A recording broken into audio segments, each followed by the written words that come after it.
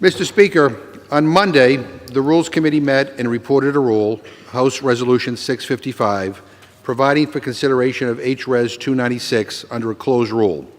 This resolution also provides 1 hour of general debate controlled by the Chair and Ranking Minority Member of the Committee on Foreign Affairs. Mr. Speaker, this rule is about U.S. leadership, standing for human rights, and whether we're going to turn a blind eye to atrocities, even if they took place 100 years ago. H.Res. 296 is a resolution formally recognizing and memorializing the Armenian genocide. And let me say, it is about time.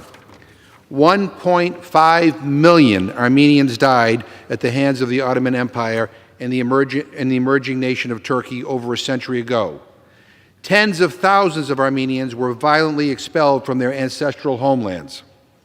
These truths are important. Acknowledging them is important. Yet the United States has only tinkered around the edges of recognizing this reality. Some of our nation's closest allies already have. 31 nations, in fact. Countries like Canada, Italy, France, Poland, Sweden, and Germany. Even Russia has recognized the genocide.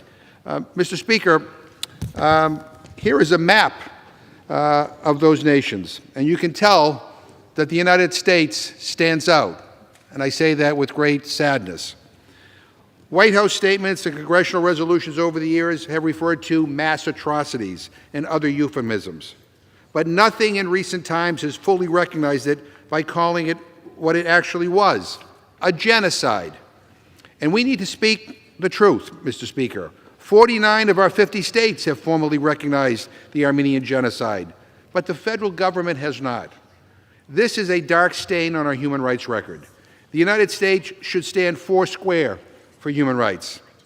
Anything short of that sends exactly the wrong message to abusers around the globe. Mr. Speaker, I represent a congressional district in central Massachusetts. It is the home to the oldest Armenian community in America. The first Armenian Orthodox church in America was built in Worcester, Massachusetts, my hometown. People still worship in it today.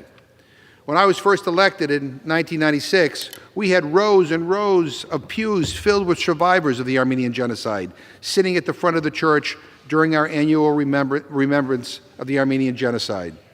Sadly, almost 2 years ago, the last of our survivors, Rose, passed away. I've learned so much from this community. And to those who insist that now is not the time for us to recognize the Armenian genocide, I have to ask in return, when will it be the right time? When the last survivor of the genocide has passed away? Those who want the world to forget, those who want to deny genocide, they believe that history will be erased with the last eyewitness to genocide. I must be honest, Mr. Speaker, as many political leaders have proclaimed never again over the years, the Armenian American community has been left to wonder when never again would finally become enough is enough. With this resolution, the United States will join the ranks of the many nations, parliaments, and institutions that have fully recognized and commemorated the Armenian genocide. We will speak out clearly in favor of human rights. And finally, we will say loud and clear that enough is enough. Mr. Speaker, as we acknowledge this genocide from 100 years ago, I'm glad this House is separately considering H.R. 4695 on suspension this week. And this bill recognizes the blood that is being spilled today in northern Syria. Because of Turkey's ruthless aggression, hundreds of civilians have been killed. Thousands more have been displaced. Erdogan's government has targeted the Kurds, one of our strongest and most courageous allies in the fight against ISIS. What is going on there can only be described as ethnic cleansing. Instead of standing up for the people who have fought alongside U.S. troops in Syria, President Trump gave Turkey the green light to try and wipe the Kurds off the map. The President even complimented President Erdogan, calling him a friend, a tough man, a hell of a leader.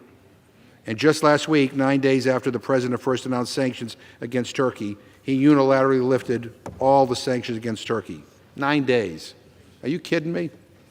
Never in my life did I think I would see the day when a President of the United States would pave the way for a nation to systematically slaughter our allies. Remove sanctions from a country engaging in ethnic cleansing without holding anyone to account. Or put U.S. troops stationed abroad in harm's way. all while giving Russia not only a PR victory, but control over territory that just days before had been safe, secure, and free from the control of ISIS terrorists and Assad's murderous regime. So standing up for human rights is not a Democratic or Republican issue. It's an American issue. And even in an age of heightened partisanship, this Congress must still be capable of speaking with one voice against genocide and crimes against humanity, no matter when they took place.